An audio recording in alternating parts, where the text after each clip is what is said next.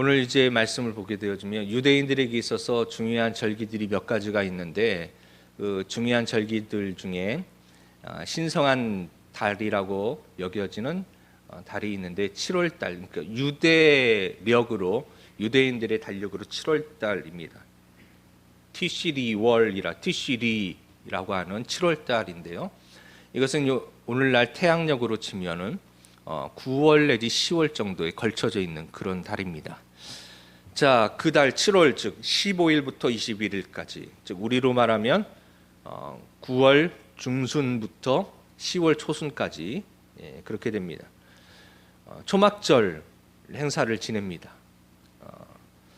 그리고 나서 그 후에 3일 후에 그 축제의 절정인 바로 하나님 앞에 온 백성이 모여서 축제 이후에 그것을 다 마무리하면서 무엇을 하느냐?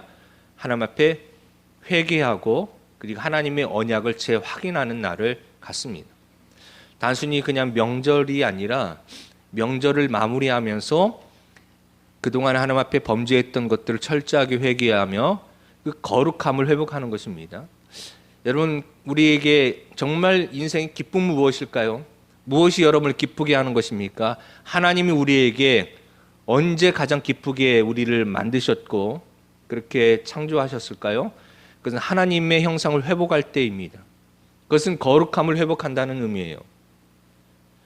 그것은 죄를 용서받는 그 순간이 가장 행복하고 기쁜 것입니다.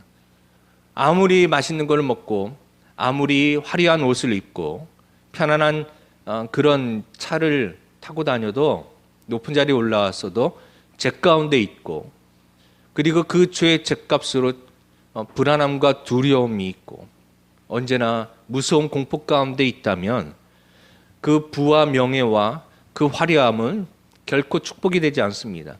결코 기쁨이 될 수가 없습니다. 기쁨이라는 것은 우리가 해방되었을 때입니다. 무엇으로요? 죄로부터 해방되었을 때예요. 이 죄는 우리를 두렵게 만듭니다. 우리를 절망 가운데 빠지게 만듭니다. 세상의 어떤 것으로도 이 죄는 우리를 기쁘게 할 수가 없습니다.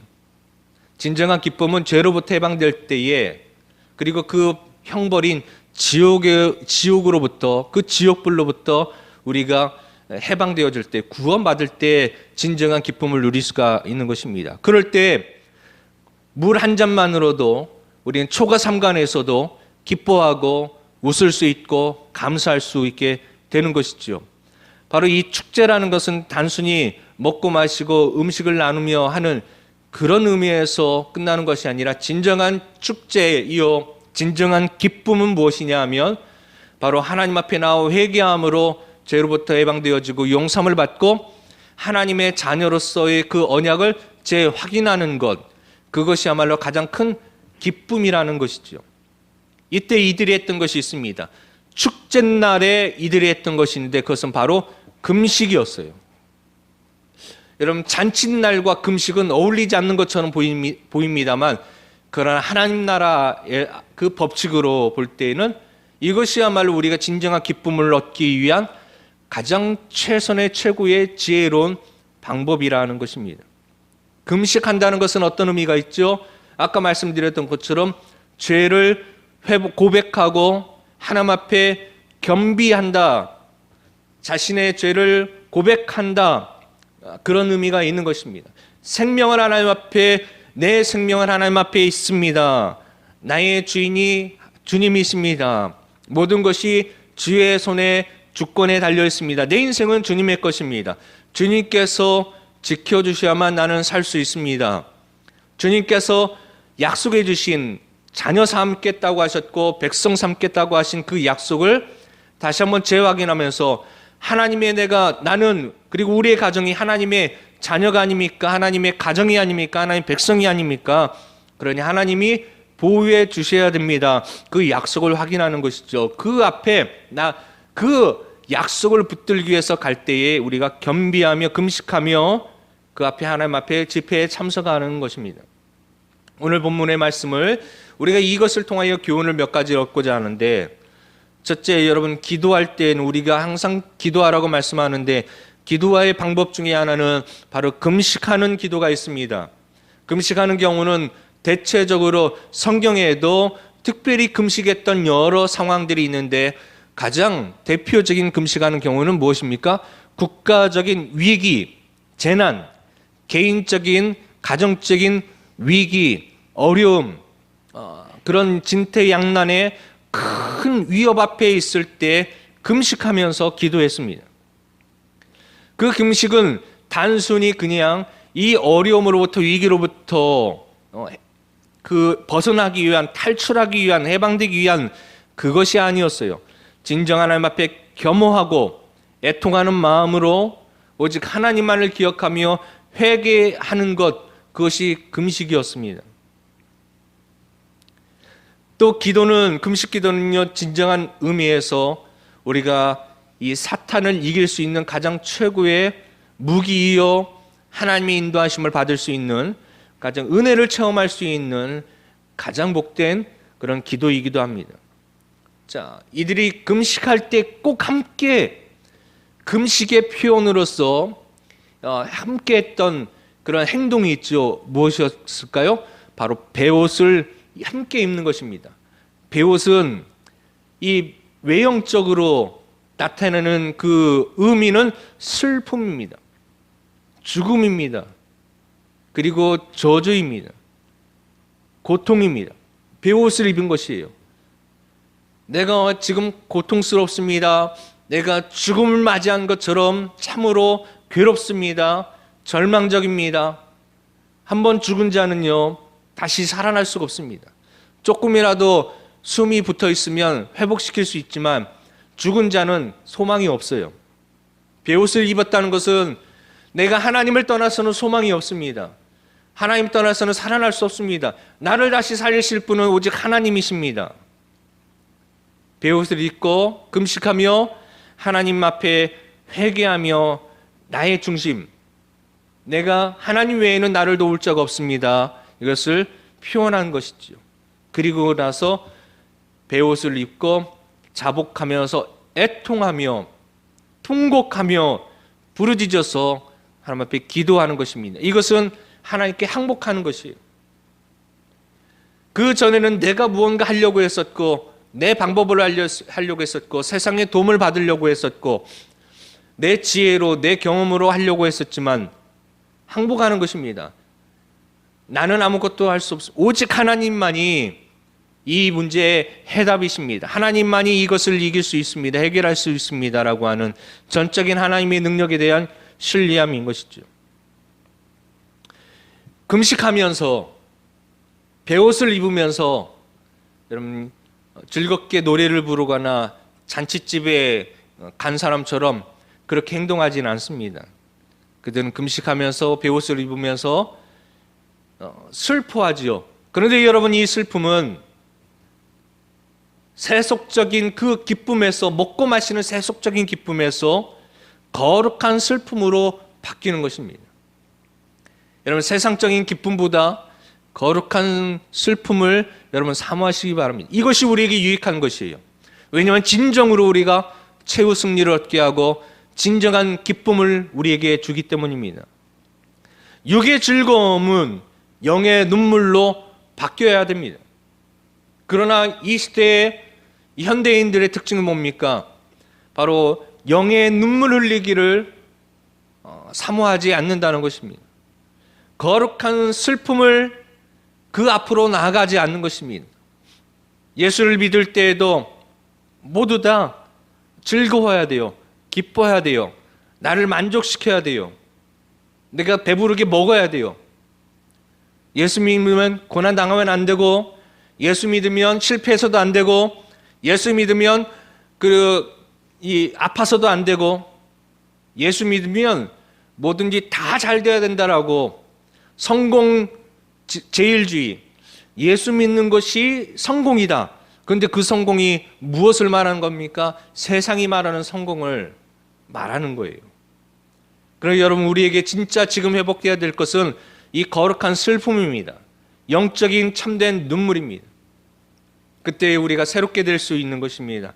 그리고 하나님의 그 능력이 우리와 함께 하시는 것이죠. 그래서 이것을 이 금식과 비옷과 하나님만이 나의 소망이라는 것을 더욱더 극대화시키며 믿음으로 고백하는 그 믿음의 행위가 무엇이냐면 바로 머리를 땅에 대는 것입니다. 머리를 땅에 대는 것이에요. 머리를 땅에 댄다는 것은 무엇이냐 하면 바로 가장 신체 부위 중에 가장 높은 부위가 어디입니까? 머리입니다. 가장 교만해진 것, 가장 높아진 것, 하나님의 자리를 차지하려고 하는 것, 하나님이 없어도 살 수 있다라고 우리 속이는 것, 그게 바로 머리가 아니겠습니까? 그것을 땅에 대는 것입니다. 그것은 극도로 하나님 앞에 회개하고 자복하고 자신의 죄를 고백하면서 자신의 이 부끄러운 죄를 지금 회개하고 깨닫고 있으며, 그리고 이제 하나님만이 나의 머리이십니다. 즉 머리가 된다는 것은 내가 하나님 말씀에 철저히 순종하겠습니다. 하나님 뜻대로 따르겠습니다. 그리고 굴복하겠습니다. 그런 의미입니다. 성벽이 완성이 되었습니다. 하나님의 그 사명이 1차적으로 회복이 되었습니다. 그리고 2차적으로 학사에스라가 율법책을 낭독할 때 백성들이 다 일어나서 감동하여서 아멘 아멘 하며 그 앞에서 말씀대로 다시 살겠다라고 그들이 하나님 앞에 외쳤습니다. 그리고 오늘 그 다음에 절정으로 그들이 겸비하고 자복하고 회개하며 금식하며 울부짖으며 거룩한 눈물, 영적인 슬픔의 눈물을 흘리면서 이들이 주님 앞에 진정한 완성, 하나님의 성전의 완성, 그 하나님의 회복함의 진정한 회복의 마지막 점은 무엇이냐? 회복의 점은 그건 바로 영적인 눈물의 회복입니다. 우리가 육신적으로 아플 때 하나님 앞에 기도하여서 육신의 병이 나았을 때 육신의 병이 나은 것, 그것이 끝이 아닙니다. 우리가 가난했을 때 하나님께서 우리에게 입을 것을 주시고 먹을 것을 주시고 직장을 주시고 또 사업을 번성케 하시고 또 취업하게 하시고 또 결혼하게 하시고, 우리의 기도의 제목이 하나님께서 선하게 더 2배로 갑절로 3배로 100배로 하나님께서 우리에게 복을 내려주실 때에 그것이 하나님의 응답의 끝이 아닙니다. 그 하나님의 응답의 끝, 가장 진정한 축복은 무엇이냐? 그것으로부터 우리가 하나님 앞에 다시 한번 엎드려지고 하나님 앞에 금식하며 자복하고 회개할 수 있는 그 겸손해진 그 믿음 마음으로 회복되는 것이고, 그리고 바로 오늘처럼 머리를 땅에 대는 것처럼 다시 한번 그렇습니다. 하나님만이 나의 왕이십니다. 하나님만이 나의 인도자이십니다. 나의 소망이십니다. 라고 하는 이 고백이 나올 때까지, 그 고백이 나오는 그 순간이 진정한 우리의 축복이고 우리의 회복이고 하나님의 응답이라는 사실을 우리가 기억해야 될 것입니다. 그래서 우리가 눈에 보이는 단순한 어떤 세상적인 우리의 기도 제목 마음에서 온 그것이 이루어졌다고 해서 거기서 멈추거나 거기서 방심해서는 안 됩니다. 그때 사단이 틈탑니다. 그때 사단이 교만하게 만듭니다. 먹고 살만하니까 이제 다른 생각이 들게 하는 것입니다. 몸이 아플 때에는 주님 앞에 늘 새벽마다 매일 저녁마다 주님 앞에 고쳐주세요라고 눈물로 기도하다가 건강해지니까 놀러 다니기 바쁩니다. 죄 지으러 다니기 바쁩니다. 점점점 교회로부터 멀어지고 예배 참석하는 숫자가 줄어듭니다. 사업이 안 돼서 쫄딱 망해가지고 집이 다 저당 잡히고 집이 다 없어지고 경매로 넘어가고 단칸방으로 넘어갈 때는 하나님 앞에 하루하루 먹을 것을 달라고 그렇게 간절히 기도하다가 다시 회복하게 하실 때는 사업이 바쁘다는 핑계로 기도 시간을 줄이고 예배 시간을 줄입니다. 그러면서 점점점 사업이 번창해 나가면 마치 자신이 능력이 있어서 실력이 있어서 다시 이것을 회복한 것처럼 교만해져서 하나님을 잊어버립니다. 왜요? 사단이 그때를 틈타는 것입니다. 그러니까 성벽을 재건했다고 해서 거기에서 끝나면은 사단이 틈타는 것이에요. 그 다음에 말씀 앞으로 다시 와야 되는 것입니다. 그리고 그 다음에는 철저한 금식, 회개의 기도, 머리를 땅에 엎드리는 그 자리까지 무엇입니까? 성공했지만 겸손해지는 거예요. 완성했지만 땅에 엎드려져서 다시 한번 가장 낮은 겸손의 자리로 나아가는 것입니다. 그래야 사단의 공격을 이길 수 있고 다시 옛사람으로 다시 돌아가지 않게 되는 것입니다. 그리고 오늘 하나님께서는 이 말씀을 또 하시지요. 구약시대의 이방인들과 그들과의 관계를 끊으라고 이야기하는 것입니다. 그러나 여러분 잘 아셔야 되는 것은 이방인들과 관계를 끊어라, 절교하라고 해서 이방인들과 전혀 모른 척하라는 얘기는 결코 아닙니다. 왜냐하면 여러분 유대인들, 하나님의 약속의 백성들 중에는요 이방인들도 있어요. 이방인들 중에 많은 숫자는 아니지만 적은 숫자이지만 하나님이 진짜 하나님이신 것을 이방인임에도 불구하고 깨달은 자들이 있습니다. 그래서 그들이 나는 이제 하나님만을 섬기겠습니다, 하나님만을 예배하겠습니다 라고 그 믿음의 성회 가운데 들어오는 자들이 있습니다. 그래서 똑같이 하나님 앞에 예배하며 하나님을 신뢰하며 그 믿음 안에 거하는 이방인들이 있어요. 하나님 그들을 똑같은 하나님이 약속 안에 있는 자녀로 그들을 인정해 주셨어요. 그러므로 이방인이라고 해서 예수 안 믿는 사람이라고 해서 무조건 우리가 그들과는 전혀 높은 담을, 보이지 않는 담을 쳐놓고 교제하지 않고 만나지 않고 사귀지 않고 그냥 우리끼리만 있자, 그것은 아닌 것입니다. 그런데 이방인들과 절교하라는 얘기는 무엇입니까? 그것은 우리가 이방인들과 사귈 때에 우리는 이방인들에게 우리가 영향을 주는 것보다 그들의 영향을 받기가 너무나 쉬운 것이에요. 죄를 짓는 것이 훨씬 더 쉬운 것입니다. 그들을 거룩의 자리로 초청하기보다는 죄를 짓기가 더 쉬운 것이에요. 방심하면은 그렇게 되는 것입니다. 그래서 그들과의 관계를 절교하라는 것이죠. 근데 가장 문제가 뭐였습니까? 바로 이방인들에게 딸을 주고 아니면 그 딸들을 데려오고 이방인들과 혼인하는 것인데, 여러분 이 믿음은 주로 누구를 통하여서 자녀들에게 전수가 되어지죠? 이 한 가장은 분명 아버지인 것이 분명하지요. 우리나라도 아버지가 가장입니다. 이스라엘도 다 아버지 남자의 혈통을 인정하고 있습니다. 그런데 그 믿음의 교육, 신앙의 교육, 누가 시키죠? 어머니가 시키는 것이에요. 그래서 유대인들은 전통적으로 어머니가 유대인이어야 유대인으로 인정하는 것입니다. 족보에는 아버지 이름이 들어가 있지만 그러나 그들이 실생활에서 유대인이라는 혈통을 이어받은 그런 이 민족적인 자긍심은 어머니가 유대인일 때 유대인으로 인정하는 것이에요. 아시다시피 아버지도 유대인이고 어머니도 유대인이면 유대인이 맞습니다, 자녀들은. 그런데 문제가 둘 중에 하나가 유대인이 아니에요. 하나만 유대인일 경우에 방금 말씀드린 것처럼 아버지가 유대인이 아니고 어머니가 유대인이면 유대인으로 인정해 줍니다. 그러나 아버지가 유대인인데 어머니가 유대인이 아니면 유대인으로 인정해 주지 않아요. 무슨 의미입니까? 이 신앙의 영적인 이 교육은 어머니로부터, 어릴 적부터 그 어머니 품에서 계속 어머니가 말씀을 암송합니다. 말씀을 어릴 적부터 읽어주고 이 아이들은 어릴 적부터 말씀을 외워야 됐어요.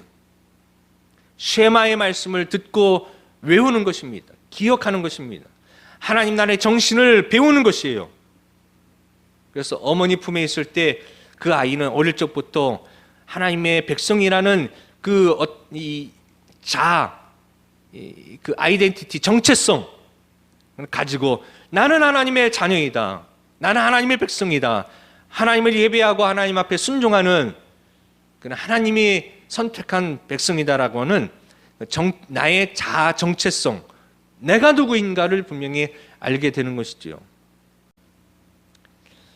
자, 오늘 말씀도 여러분 겸비한 마음, 우리가 외적인 축복에서 멈추지 않고 외적인 성공에서 멈추지 않고 진정한 우리의 심령의 회복, 무너진 이 믿음 다시 회복하는 그런 겸비한 마음, 금식하며 회개하며 머리를 숙여 하나님 말씀을 듣겠습니다라고 하는 그 신앙을 회복하시는 저와 여러분이 되시기를 주님의 이름으로 축원합니다.